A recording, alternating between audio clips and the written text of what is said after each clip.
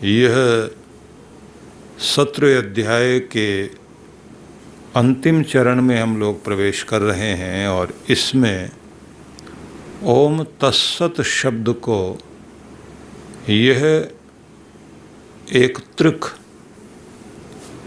मंत्र का दर्शाया गया है, जिसमें 3 शब्दों पर विशेष रूप से बल दिया कि ओम ही ओम तत्सत है। परब्रह्म परमेश्वर का यह वह मंत्र है जिसे समस्त शुभ कार्यों के प्रारंभ में और अनुष्ठान के, चाहे अनुष्ठान यज्ञ का हो, तप का हो, दान का हो, उन सभी में इस ओम तत्सत शब्द का प्रयोग किया जाता है। अपनी अपूर्णता को, अपने किसी दोष को भी दूर करने के लिए और चित्त के शोधन के लिए मंत्र का प्रयोग किया जाता है। दर्शाया यह गया है कि यह मंत्र परब्रह्म परमेश्वर का ही वाचक है, जिसका ध्यान करने से चित्त शुद्ध होता है और जो हमें पूर्णता की ओर लेकर जाता है। यह मंत्र वह शक्ति है जिस मंत्र के द्वारा हम ब्रह्मांड में सर्वत्र व्याप्त परम सत्ता के साथ जुड़ जाते हैं। तो इस को फिर 3 शब्दों के द्वारा दर्शाया गया।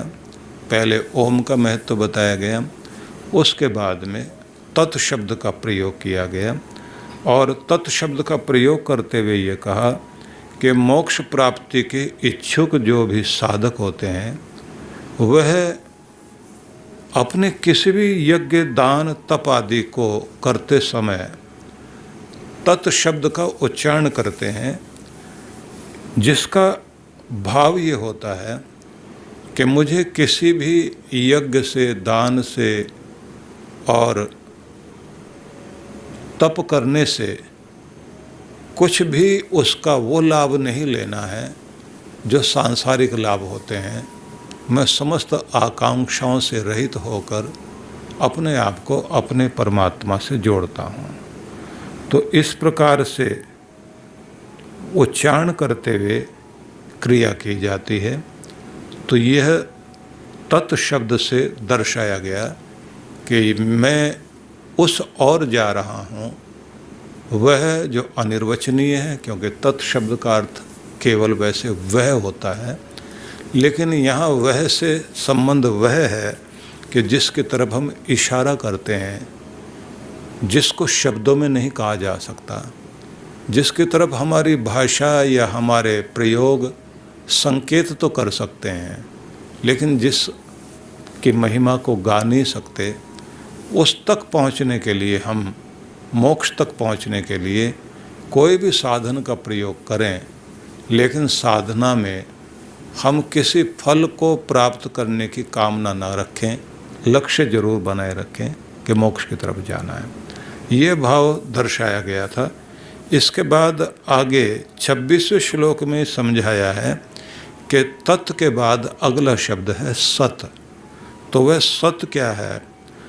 सद्भावे साधुभावे च सदित्येत प्रयुज्यते प्रशस्ते कर्मणि तथा सच्छब्द पार्थ युज्यते। हे पार्थ, सत शब्द सत्य भाव के लिए, साधु भाव के लिए, कहें भद्रता के अर्थ में प्रयोग किया जाता है। सत शब्द का प्रयोग सत्य के लिए, सत्य भाव के लिए प्रयोग होता है और भद्रता के प्रयोग करने के लिए भी इस शब्द का सत का प्रयोग होता है। और फिर कहा प्रशस्ते कर्मणि तथा सत शब्द पार्थ युज्यते। श्रेष्ठ कर्म करने में भी इस शब्द को प्रयोग करते हैं। मतलब जब आप किसी भी मांगलिक श्रेष्ठ कर्म को करने लगे हैं तो सत शब्द को जोर देना, और यह शब्द जो है सत्य भाव को जागृत करता है, यह साधु भाव को जागृत करता है। यह सत्य, यह सत्य शब्द वह है जो आपको भद्रता की ओर लेकर जाता है। मतलब यह है कि परमात्मा को 3 रूपों में, 3 शब्दों में यहाँ संकेत दिया गया है। एक ओंकार के रूप में, जो अवतीति ओम, जो रक्षक है, जो सबका स्वामी है, वह जो अनिर्वचनीय है, जिसकी महिमा को शब्दों में कहा नहीं जा सकता। सत वह जो सत्ता वाला है, जो सदा से है, सदा था, सदा रहेगा, जिसका नाम उच्चारण करते ही सत्य भाव हमारे हृदय में जागृत होता है, जिसका नाम उच्चारण करते ही हम भद्रता से भर जाते हैं, जिसका उच्चारण करते ही हम श्रेष्ठ कर्मों में अपने आप को जोड़ते हैं कि मेरे कर्म मेरे प्रभु के लिए हैं। तो जो परिवर्तनशील के मध्य अपरिवर्तनशील है, बदलने वाली दुनिया के बीच में जो नहीं बदलता, वह जो परमात्मा है, उसको सत शब्द से प्रयोग किया गया कि जो जिसका अस्तित्व है, बदलेगा नहीं। बदलती दुनिया में सब चीज़ें बदलेंगी, लेकिन जो इस बदलाव का कारण है लेकिन खुद नहीं बदलता, वह सत स्वरूप परमात्मा है। इसलिए जब भगवान को एक और शब्द से बोलते हैं तो उसको सच्चिदानंद स्वरूप कहते हैं। सत है, चित है, आनंद रूप है, आनंद घन है। तो इस रूप में कहा जाता है जो अनित्य के मध्य सदैव नित्य है, मतलब विनाश और बदलने के रूप में जो चीज़ें प्रकट होती हैं, बढ़ती हैं, घटती हैं और तिरोहित हो जाती हैं, लीन हो जाती हैं, छिप जाती हैं, उनके मध्य जो कभी किसी भी रूप में जिसमें कोई विकार आता ही नहीं, वह अविकारी सत्ता सत है, परमात्मा है। कहा जाए कि सीधा सीधा ना कह देते कि ये भगवान के संबंध में कहा जा रहा है, नहीं, ऐसे कह देने का मतलब है कि स्तुति करने वाला जो भक्त है, वो जब तक उसकी महिमा को समझेगा नहीं, उसका हृदय गदगद होगा नहीं।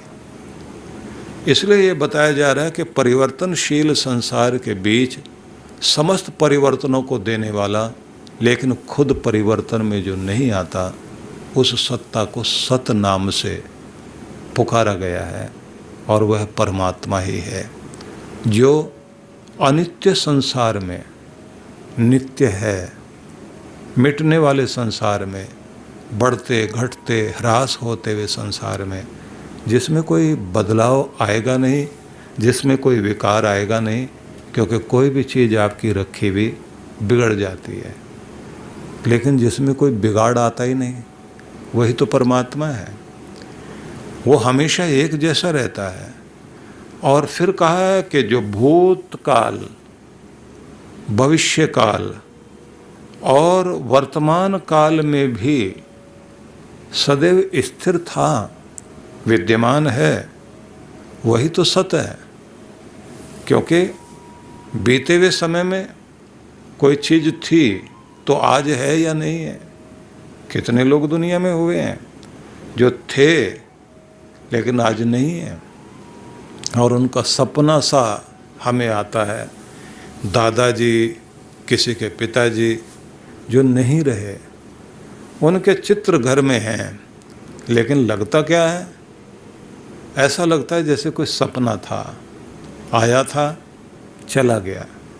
शुरू में ज़रूर लगता है कि घर से कहीं गया है, लौट के आएगा, लेकिन चला जाता है तो ऐसा चला जाता है कि फिर लौटता नहीं। वो आखिरी यात्रा जो होती है वो बड़ी विचित्र है, वो न लौटने की यात्रा होती है, जिसको आप शव यात्रा कहते हैं।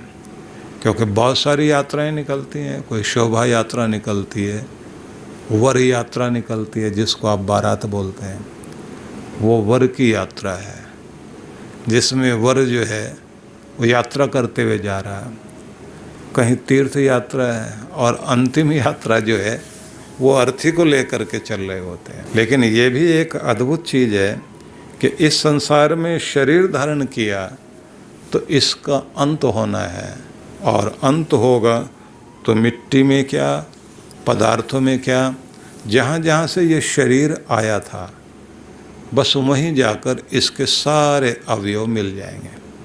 मिट्टी से जो तत्व आया वो मिट्टी में मिलेगा, जो अग्नि से आया वो अग्नि में जाएगा, जो जल से आया वो जल में जाएगा, क्योंकि जो आप खा रहे हैं उसी से आपका शरीर बन रहा है। तो जो मिट्टी से उगी हैं चीज़ें, उन्हीं से आपके फल फूल सब्जी आदि, जो भी रोटी आप खा रहे हैं, जो भी आप जूस पी रहे हैं, उस सब में मिलाकर के इन पांचों तत्वों से चीज़ें आई हैं। उसी से आपका शरीर बढ़ता जा रहा है। जब पैदा हुए थे तो आप 1 किलो के रहे होंगे, 1.5 किलो के रहे होंगे, और जब आप बढ़ गए तो 100 किलो तक के भी हैं। तो 100 किलो में मिट्टी भी है, पानी भी है, हवा भी है, आकाश भी है। वही तो घूम रहा है, वही पिंड तो चल रहा है, और वही पिंड जो है एक दिन फिर वापस बिखरता है, जहाँ से आया वहीं चला जाएगा। तो जिसमें समस्त प्रकार के परिवर्तन हो रहे हैं, जो पहले था लेकिन अब नहीं है, और कुछ हैं जो आज नहीं दिखाई दे रहे हैं लेकिन आएंगे। हमारे बाद भी दुनिया रहेगी, और हमें ये लगता है हम चला रहे हैं दुनिया को, हम जब नहीं होंगे तो फिर ये कैसे चलेगा। लेकिन अगर देखा जाए तो जो पहले धुरंधर आए थे, जो सोचते थे धरती तो मैं ही चला रहा हूँ, अब उनका पता कहीं नहीं है। धरती अपनी तरह से चल रही है, चीज़ें वैसे ही हैं। इसलिए ये ज़रूर होता रहता है कि हमारी चीज़ों पर, हमारी वस्तुओं पर, हमारे मकान, हमारे पदार्थ, वो कभी भी किसी को अपना मालिक नहीं मानते। वो हम कहें कागज़ पर लिखा हुआ है, नंबर प्लेट लगी हुई है, पत्थर पर नाम लिखा हुआ है कि यहाँ मैं रहता हूँ, यहाँ का मालिक मैं हूँ, चाबी लिए घूम रहे हैं हम लोग।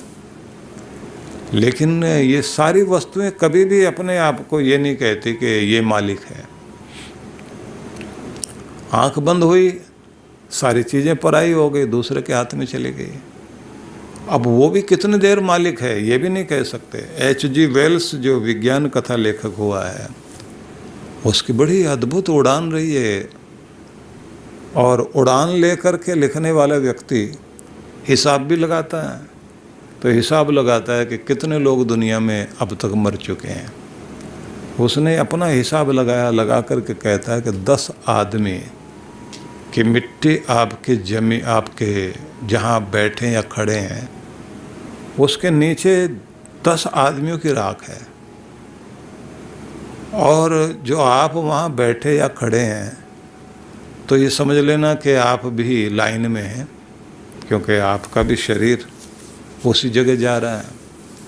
और ये भी मत समझ लेना कि तुम मिट्टी की तरफ जा रहे हो, तुम्हारे ऊपर भी बैठने के लिए उधर से कोई चल पड़ा है। अब वो कब पहुँचेगा, क्योंकि तुम तो किसी के ऊपर बैठे हुए हो। 10 आदमियों की मिट्टी पर, राख पर तुम बैठे हो, और तुम भी नीचे की तरफ जा रहे हो, और तुम्हारे ऊपर भी बैठने के लिए वहाँ से चल चुका आदमी। अब वो कब बैठेगा, इधर वाला बुलबुला गया नीचे, ऊपर वो दूसरा बुलबुला उठने वाला, एक लहर गई दूसरी आई, कि ये है परिवर्तन वाला संसार। इसको कहते हैं भूत भविष्य और वर्तमान से जुड़ा हुआ परिवर्तन का ये संसार, लेकिन जिसमें ना अतीत, ना भविष्य, न वर्तमान, कोई परिवर्तन नहीं लाता। जो कालातीत सत्ता है, कहते हैं उसको सत शब्द से प्रयोग किया गया कि इसलिए जब तुम मंत्र का उच्चारण करोगे तो केवल ऐसे बोल के मत रह जाना, उसकी महिमा में आगे तक जाना कि वो वह है जो सदा एक जैसा है। और इसी के साथ सोचना कि जो सदा एक जैसा नहीं रहेगा, जो सदा एक जैसा था भी नहीं, सदा एक जैसा अभी दिखाई दे रहा है तो ऐसा नहीं है, आगे भी नहीं रहेगा। हम उस दुनिया में रह रहे हैं। कमाल की बात होती है कि आदमी अपने पॉकेट में संभाल संभाल के भीड़ में जा रहा है, पॉकेट में नोट रखे हुए हैं। अब एक रात में घोषणा करके कहा कि कल से ये नोट जो है नहीं चलेंगे। पहले वाले नोट बदल दिए गए। अब वो कहता है हाथ में लेके, आज तक तो मूल्य था इसका, कल से है ही नहीं, जल्दी जल्दी बदल लीजिए। गवर्नमेंट आपको मौका दे रही है, अपने नोट चेंज करा लीजिए। तो अब उस नोट को जो बदल दिए गए, या कह दीजिए जिनकी वैल्यू ख़त्म कर दी गई, किसी के पास एक आध पड़ा भी हो तो आदमी कहता ये चलते थे पहले, ये बड़ी वैल्यू थी इनकी, और ऐसा संभाल के लेकर जाते थे, कोई चुरा ना ले, कोई जेब ना काट ले। और उसके ऊपर गवर्नर ने साइन किए हुए हैं, मैं धारक को इतने रुपए अदा करने का वचन देता हूँ, मेरी गारंटी है। अब वो गारंटी हट गई, आपका कागज खत्म। ऊपर वाले ने किस दिन गारंटी हटा दी, उसके बाद में कहा कि जाओ मिट्टी में मिलो। लेकिन जो सदा एक जैसा रहेगा, जिसकी महिमा अनंत है, उस पर ध्यान जाए, और जो सदा एक जैसा नहीं रहता उस पर ध्यान जाए। तो अनिर्वचनीय तत् शब्द और सत शब्द, तत् शब्द का मतलब हुआ अनिर्वचनीय, सत का अर्थ हुआ जो स्वयं प्रकाश स्वरूप है। मतलब दुनिया में रोशनी देने वाली जितनी भी चीज़ें हैं, उनमें किसी न किसी ने उन्हें प्रकाशित करने की व्यवस्था की। दिया जलाने का, बत्ती जलाने का, सब आपने व्यवस्था की है। ये पर प्रकाशित हैं जितनी भी चीज़ें दुनिया में हैं, लेकिन जो स्वयं प्रकाशित है वह परमात्मा है। सूर्य भी स्वयं प्रकाशित नहीं है, इसे भी प्रकाशित करने वाला परमात्मा है। एक बार उसने प्रकाशित कर दिया तो जितने टाइम के लिए रखा है, बल्ब जहाँ बनते हैं फैक्ट्रियों में, वहाँ व्यवस्था रखी जाती है कि उनकी टेस्टिंग होती है, उनको 72 घंटे तक, उससे अधिक घंटे तक लगातार जलाए रखना, फिर उसमें झटके देते हैं कि उसका जो एलिमेंट अंदर लगा हुआ है वो किसी तरह से, किसी ऐसे, क्योंकि बिजली जाएगी आएगी, लाइट आएगी जाएगी, तो ये जल के ख़त्म ना हो जाए। तो उसके बाद जब देखते हैं कि ये टेस्टेड है, टेस्ट कर लिया गया, तो उसमें ओके की एक छोटी सी स्टिकर लगा दिया जाता है, ये स्टैंप लगा देंगे, ये पास हो गया, झटके बर्दाश्त कर सकता है। आदमी के साथ भी है कि उसको भी देखना होता है कितने झटके बर्दाश्त कर सकते हैं। आपकी एड़ियों का हिसाब लगाया गया है कि आपका जो है कितना 1.5 करोड़ या उससे ज़्यादा बताया, इतने ये बर्दाश्त कर सकती है झटके। वो टेस्ट करने वाले ने जब शरीर बनाया, कितनी व्यवस्था से रखा कि आप कूदेंगे, उछलेंगे, कितनी बार उछल करके आपके जो है हड्डियों में, आपके जो पाँव को बनाया गया है उसमें ये झटके बर्दाश्त कर सके। उससे ज़्यादा आपने किया तो ऊपर वाले ने कहा कंपनी ने इतनी गारंटी दी थी, तू तो ख़राब करने में लग गया। और बड़ा मज़ा है ये भी, अगर एक एक चीज़ को आप देखें तो। इसलिए बहुत विस्तार मैंने जा कर के फिर मैं आपसे कहूँ कि सत शब्द जो है अपूर्ण को पूर्णता प्रदान करता है। सत परब्रह्म का वाचक है, वह जो शाश्वत, अखंड, असीम, अनिर्वचनीय और जो स्वयं प्रकाश रूप है, उसके लिए सत शब्द का प्रयोग किया जाता है। तो ऐसे समझाया है भगवान श्री कृष्ण ने। और इसी के साथ हम अगले चरण में प्रवेश करेंगे, अगले श्लोक में। तो हमने ये समझा कि यह 3 शब्द बड़े महत्वपूर्ण हैं और यह मंत्र एक बड़ी शक्ति है। इस मंत्र का प्रयोग परब्रह्म परमेश्वर से जुड़ने के लिए किया जाता है। आइए अब हम इसी यात्रा में आगे बढ़ते हैं। ये 27वां श्लोक है। यज्ञे तपसि दाने च स्थित सदिति चोच्यते कर्म चैव तदर्थीयम सदित्येव विधीयते। यज्ञ, तप और दान में स्थिरता, दृढ़ स्थिति, यह सत कही जाती है। इनसे संबंधित कर्म, ईश्वरीय कर्म भी सत कहे जाते हैं। तो अब हम इसको अर्थ को देखेंगे। संस्कृत को ध्यान में रख करके यज्ञ तप से दाने च स्थित, यज्ञ तप और दान में जो स्थित है, स्थिति है, स्थिरता है, उसे सद इति च उच्यते, उसको सत शब्द से कहा जाता है। अगला शब्द फिर देखिए, कर्म चैव तदर्थीयम सद इत्येव अभिधीयते। कर्म जो किए जाते हैं मतलब इनसे संबंधित, तद अर्थीयम इनसे संबंधित। अब यहाँ तत् अर्थीयम शब्द को भी समझ लीजिए। तदर्थीयम का अर्थ हुआ, पहले विच्छेद करिए, तत् अर्थ इयम, भाव हुआ तत् वह, मतलब वह क्या, जो यज्ञ दान तप आदि कर्म हैं जिसके लिए आप कर रहे हैं, परमात्मा के लिए, परब्रह्म के लिए जो कर रहे हैं, ब्रह्म के लिए, तो तदर्थीयम का अर्थ होना चाहिए ब्रह्म के लिए, भगवान के लिए। तो अब फिर देखिए आप कि कर्म जितने भी आप भगवान के लिए करते हैं, सद इत्येव अभिधीयते, उन्हें सत शब्द से ही प्रयोग किया जाता है। भाव क्या निकला? भाव ये निकला कि आप यज्ञ और दान में स्थिरता लाने के लिए सत शब्द का प्रयोग करते हैं, और सत शब्द जब आपके जीवन में है तो आपके जीवन के अंदर यज्ञ और दान तप की स्थिरता बनी रहती है। और अगर ये स्थिरता बनी हुई है तो आप फिर यज्ञ करते रहेंगे, परोपकारी कार्य करते रहेंगे, यज्ञ करते रहेंगे, दान करते रहेंगे, और तप भी आपके जीवन में चलता रहेगा। यदि यह सत आपके अंदर से हट गया तो ये फिर ध्यान रख लीजिए कि फिर आप यज्ञ दान आदि तप आदि कार्य छोड़ बैठते हैं। जब तक आपके अंदर ये सत शब्द चल रहा है, अब फिर से वहीं आइए कि वो सत क्या है? वह जो सद्भाव को लाता है, भद्रता को लाता है, जो श्रेष्ठ कर्मों को प्रयोग करने में जिसको उच्चारण किया जाता है, मतलब वह भगवान का नाम, भगवान का वह नाम जब आपके हृदय में बस जाता है, तब ये बात ध्यान रख लीजिए, वो स्थिरता लाता है। किस चीज़ में?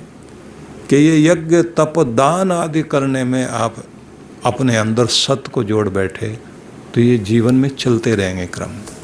और अगर ये अंदर से हट गया तो आपके बाहर के सत्कर्म भी रुक जाएंगे, यज्ञ तप दान फिर आपके नहीं चलेंगे। फिर आप जो है जितना जितना भगवान से दूर होते जाते हैं, भावना से दूर हो जाते हैं, श्रद्धा आपकी कम हो जाती है, तो समझ लीजिए कि जो सत्य की शक्ति आपके अंदर थी, जो कहते ना सतियों में सत, ज्ञानियों में सत, धर्म में सत, ब्रह्मवादियों में सत, वो जो सत टिका हुआ है वो उनसे सत्कर्म करा रहा है। और जब ये सत शब्द में आता है तो फिर सद्वचन बन जाते हैं। ये सत जब आपके कर्म में आता है तब आपके सत्कर्म हो जाते हैं। जब आपके आचरण में आ जाता है तो ये सदाचरण बन जाता है। जब आचार में आकर के व्यवहार में सद्व्यवहार, सदाचार, सत्कर्म, सद्दृष्टि, ये सारी चीज़ें जितने भी है, कहते हैं वहाँ सिर्फ सत्य ही नहीं आया, भगवान आ गया है। हृदय में जिसके भी यह सत्य बैठ गया, प्रभु का नाम बैठ गया, तो ये बात ध्यान रख लीजिए, उसके वचन भी सत वचन हो जाएंगे, कर्म भी सत्कर्म हो जाएंगे, दृष्टि भी सद्दृष्टि हो जाएगी। उसका संग भी साधारण संग नहीं है, सत्संग होगा उसका, क्योंकि अंदर ईश्वर है, ईश्वर की अनुभूति है। ईश्वर की अनुभूति है तो फिर वो संग भी साधारण लोगों का नहीं करेगा, क्योंकि मोर मोर के साथ बैठेंगे, हंस हंसों के साथ बैठेंगे, कव्वे कव्वों के साथ बैठेंगे, मधुमक्खियाँ मधुमक्खियों के पास जाएंगे। वो कहीं ऐसा नहीं करेंगे कि मोर जाएगा कबूतरों के बीच जाके बैठ जाए कि चलो दोस्ती करते हैं। उनको पता है कि किन के साथ बैठना है। एक इंसान ही है कि जो संगति चुन नहीं पाता, वो ये चुन नहीं पाता कि तुम्हें बैठना किन के साथ है। जब आपके अंदर सत शब्द का प्रयोग होता है, मतलब सत भगवान, वो सत्यता, वो सत जो सतियों का सत है, ज्ञानियों का सत है, तपस्वियों का सत है, वो जब आपके अंदर आता है तो फिर संगति किसकी करोगे। इसलिए इसी स्थिति में कहते हैं कि तब आप सदगुरु के हो जाते हैं। वहाँ भी सत शब्द है, सत्संग, सदगुरु, सत्संगति, ये सारी जगह में सत आ गया है। इसलिए ये ओम तत्सत साधारण नहीं है, ये बहुत अद्भुत है, इसकी महिमा अद्भुत है, इसको साधारण ढंग से आप नहीं ले सकते। श्री कृष्ण इसको गीता में, और वो भी अंतिम चरण में जाकर के, एक अध्याय के सार में अंत में जाकर के समझाते हैं। तो इसका मतलब है कितना महत्व दे रहे हैं इसको। और फिर कहा गया है कि यह कर्म चैव तदर्थीयम सद इत्येव अभिधीयते। इनसे संबंधित कर्म, इनसे मतलब ईश्वर से संबंधित कर्म जितने भी हैं वो सब सत कहे जाएंगे। भगवान से संबंधित जितने भी कर्म हैं सब सत कहे जाएंगे। तो आप जब सत करते हैं तो समझ लीजिए कि आपके अंदर स्थिरता आ गई है सत की। सत स्थिर होगा तो दान स्थिर हो गया आपके अंदर, यज्ञ स्थिर हो गया, जीवन भर चलेगा, फिर आप नहीं रुकेंगे। नहीं तो ये छूट जाएंगे। ज़्यादातर लोगों के जीवन में चीज़ें छूट जाती हैं क्योंकि वे लोग उसे पूर्ण रूप से अपने अंदर श्रद्धा के साथ अपना नहीं पाते। कहीं ना कहीं श्रद्धा में कमी आ जाती है। तो ओम तत्सत से प्रारंभ किए गए प्रकरण का सार यह है कि साधक यज्ञ, दान, तप यदि पूर्णतया शास्त्र विधि से संपन्न नहीं कर पाता और ओम तत्सत शब्द का प्रयोग करता है, तो इसका मतलब है परमात्मा के स्मरण करने से और परम श्रद्धा के साथ यथाशक्ति उनका आचरण करने से वह श्रेष्ठ फल प्रदान करते हैं। सार मतलब यह हुआ कि जब आप अपने किसी विधि को शास्त्रोक्त विधि से नहीं कर रहे हैं, कोई न कोई त्रुटि आपकी हो गई, श्रद्धा में कहीं कोई थोड़ी त्रुटि हो गई, लेकिन फिर भी भावपूर्वक आप इस शब्द का उच्चारण करते जा रहे हैं, ओम तत्सत बोलते जा रहे हैं, तो निश्चित रूप से इससे आपके अंदर शुद्धता आएगी और यह आवागमन के चक्र से छुड़ाने वाली शक्ति है। यह है जो तुम्हारे कर्म को, अनुष्ठान को पूर्ण करने में सहयोगी बनती है। इसलिए शक्ति का प्रयोग करना चाहिए। अपनी श्रद्धा और ओम तत्सत में एकाग्रता यदि आप ले आएँ तो ध्यान रख लीजिए कि यही है जो आवागमन के चक्र से छुड़ाकर आपको परमात्मा से जोड़ दे। इसलिए ये साधारण शक्ति नहीं है। लेकिन इसी के साथ में ये कहा कि अब ये जान लीजिए कि ये शक्ति तो है, लेकिन ये जागृत होगी श्रद्धा से। तो आखिर का श्लोक श्रद्धा से उन्होंने जोड़ दिया। इसलिए आखिरी श्लोक में 28वें श्लोक में कहा अश्रद्धया हुतम दत्तम तपस्तप्तम कृतम च यत् असदित्येत उच्यते पार्थ न च तत्प्रीत्य नो इह। कहा है कि बिना श्रद्धा के किया गया यज्ञ, दिया हुआ दान और किया गया तप, ये सब असत कहलाएगा। अश्रद्धया हुतम, अश्रद्धा से, बिना श्रद्धा के, हुतम मतलब किया गया यज्ञ जो आहुतियाँ दी गई हैं। अश्रद्धया दत्तम, और बिना श्रद्धा के दिया गया आपका दान। अश्रद्धया तपस्तप्तम, और बिना श्रद्धा के तप किया।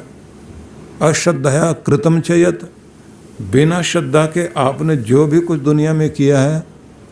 असद इति उच्यते पार्थ, यह सब असत कहलाएगा। मतलब तुम्हारा यज्ञ भी, तप भी, दान भी, सत जितने भी कर्म आपने किए वे अगर श्रद्धा नहीं है तो फिर वो सत नहीं है, क्योंकि श्रद्धा ही सत्य को लाती है। श्रद्धा सत्य को, सत मतलब ईश्वर, ईश्वरीय शक्ति को, भद्र भाव को, साधु भाव को लाने का कार्य सत्य करता है और वो श्रद्धा के कारण आता है।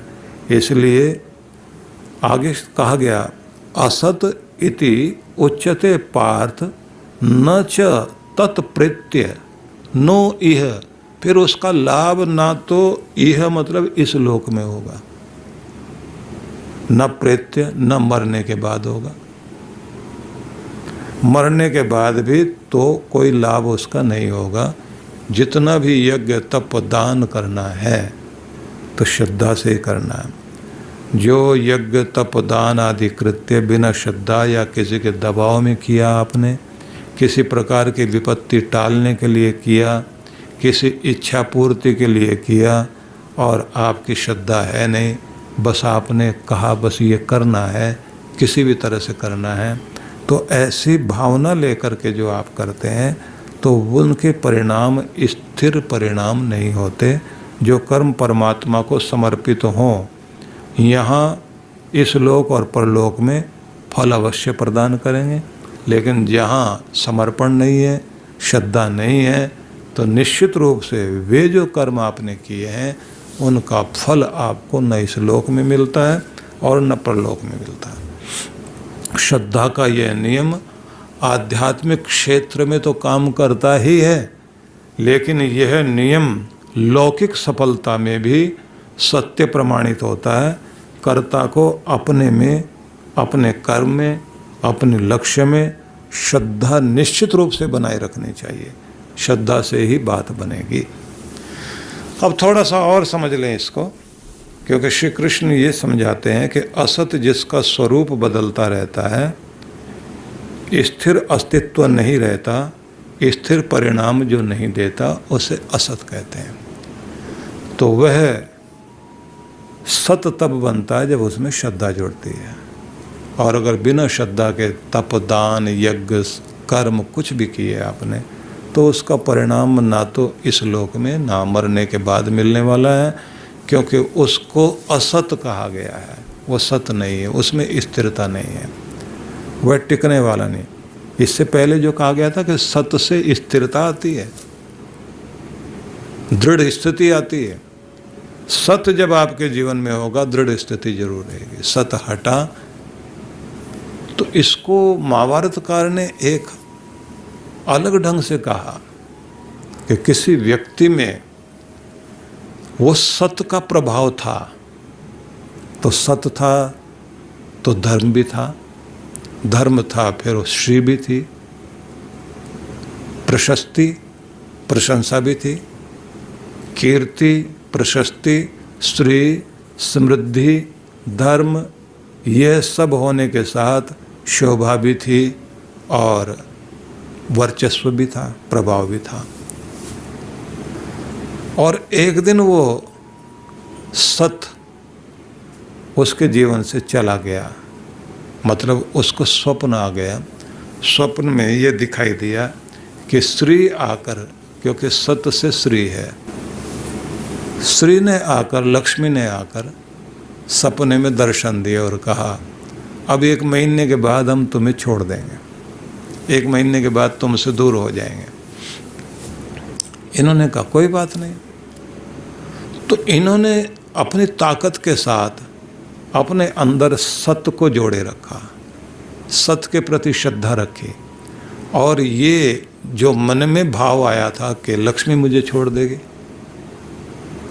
तो उन्होंने उसकी परवाह नहीं की, लेकिन अपने सत्य से धर्म से जुड़े रहे। तो वो समय आया जब उनके शरीर से श्री जाने लगी,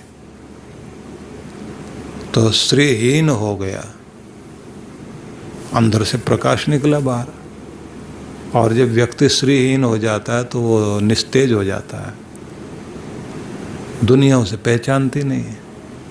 आदमी के पास में जब कुछ है ही नहीं, गया बीता आदमी हो गया। तो श्री चली गई तो इन्होंने जाने दिया उसके बाद में एक एक करके चीज़ें, प्रभाव चला गया, यश चला गया, जो भी उनके अंदर ऐसे दिव्य शक्तियाँ थी सब बाहर जा रही थी। जब सब बाहर निकल गए तो ये सबको जाते हुए देखते रहे, मुंह खुला हुआ है। आखिर में धर्म और सत्य दोनों बाहर निकलने लगे। तो धर्म और सत्य जो है, सत्य और धर्म, सद्धर्म दोनों को जोड़ लीजिए, सद्धर्म उनके अंदर से बाहर जाने लगा। तो इन्होंने पूछा कि आप कौन? बोले हम सद्धर्म हैं। क्यों जा रहे हो? बोले हमें जाना है, क्योंकि अब तक ही हमारा साथ था आपको। तो इन्होंने कहा कि यदि मैंने श्रद्धा से नित्य निरंतर यज्ञ किया, दान पुण्य किया, तप जारी रहा, सत्कर्म मेरा बना रहा, गुरु के प्रति श्रद्धा रहे, मेरी निष्ठा वफादारी में कोई कमी नहीं रही हो, तो आप अगर मेरी कमी रही हो तो मुझे छोड़ के जाओ। और अगर कमी नहीं रही तो जब मैंने नियम नहीं छोड़ा, मैंने सत्य को नहीं छोड़ा, तो आप मुझे कैसे छोड़ सकते हैं? इतना सुनना था तो उन्होंने उत्तर दिया कि नहीं, तुमने अपने नियम को नहीं छोड़ा, तुम अखंड व्रती हो, अखंड धर्म वाले हो, अखंड यज्ञ वाले हो, तुम्हारे अंदर स्थिरता है, दृढ़ स्थिति है, तुम मान में अपमान में सदैव स्थिर रहे, अपना नियम निभाते रहे, गुरु के प्रति तुम्हारी श्रद्धा में कभी कमी नहीं आए, तुम्हारे समर्पण में कमी नहीं आया। तो उन्होंने कहा तो फिर आप मुझे कैसे छोड़ सकते हैं? तो धर्म जो बाहर जा रहा था वो वापस आ गया और अंदर आकर स्थिर हो गया। उसी के साथ देखा सारे गुण जो है प्रकाश बनकर वापस उनके मुख में प्रवेश करने लगे। तो इन्होंने कहा रुको रुको रुको रुको, आप अंदर क्यों आ रहे हैं? बोले वो जो आखिर वाला है वही तो हमारा आधार है, अब वो बाहर नहीं आया तो उसके कारण हमें अंदर आना पड़ेगा, क्योंकि वो आपने पकड़ रखा है, आपने सत्य को पकड़ा हुआ है, धर्म को पकड़ा हुआ है, तो उसी धागे से तो हम भी बंधे हुए हैं। इसलिए अगर तुम्हारी अवधि भी पूरी हो गई तो हम कुछ नहीं कर सकते, क्योंकि किसी दिन भी तुमने धर्म को और अपने कार्यों को छोड़ा नहीं। इसलिए तुम्हारे अंदर सत्य की स्थिरता है और वो श्रद्धा के कारण तुम्हारे साथ लक्ष्मी भी रहेगी, समृद्धि भी रहेगी, वर्चस्व भी रहेगा, यश भी रहेगा, और मरने के बाद भी तुम्हारा शरीर मर जाएगा लेकिन तुम नहीं मरोगे, तुम्हारी कीर्ति दुनिया में रहेगी। तो इसलिए ध्यान रखा जाना चाहिए कि जब जब हमारे अंदर श्रद्धा रहती है तो सत्य रहता है, और सत्य जब रहता है तब ब्रह्म का ही रूप रहता है। तब हमारे जीवन से धर्म, सत्कर्म, दान, पुण्य, सेवा आदि के कार्य लगातार होते रहते हैं। जैसे हम इन नियमों को छोड़ देते हैं तो समझ लीजिए कि हमारे अंदर का सत्य चला गया, और अश्रद्धा के कारण फिर किया गया कोई भी, अगर हम श्रद्धा नहीं रही, भावना नहीं रही और करना पड़े मजबूरी में, किसी ने दबाव डाल दिया, किसी के प्रभाव में आकर यज्ञ करने बैठ गए, श्रद्धा है नहीं, कोई मुसीबत टालने के लिए करने बैठ गए, दान तप यज्ञ आदि कर रहे हैं, तो कहते हैं फिर वो स्थिर लाभ नहीं देगा। लाभ तो उसका होगा लेकिन वो स्थिरता प्रदान नहीं करेगा। जो चमक आपकी ज़िंदगी में आनी चाहिए वो नहीं आ पाएगी। तो ये बहुत सुंदर अध्याय था जिसको हम सब ने प्रेम पूर्वक सुना और इस पर चर्चा हुई, और फिर हम आगे बढ़ेंगे अगले अध्याय में, अंतिम अध्याय में, और उससे पूर्व इस अध्याय का सार पर भी चर्चा होगी। सभी के लिए बहुत सारी मंगल कामना।